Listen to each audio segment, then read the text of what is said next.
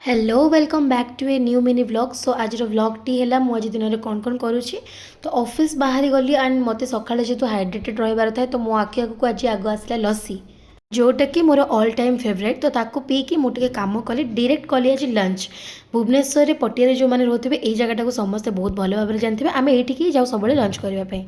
कौ मैंने कहते पु पिला गसिप करते बोली ये देखो से मैंने गसिप्स करुले मुझे पा पीकी से सहित कथा हेली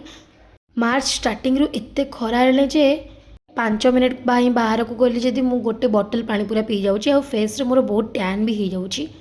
तो ब्रेकफास्ट लंच मोर करके मो ऑफिस काम सारिकी मु रिटर्न कली घर को एंड इवनिंग रे मु ब्लैक कॉफी जमती एज यूजुअली पीए देन मु ऑर्डर करी पॉन्ड्स रो डी टैन रो गोटे फेस वाश जोटा कि मोर टैन फेसिंग हटेवा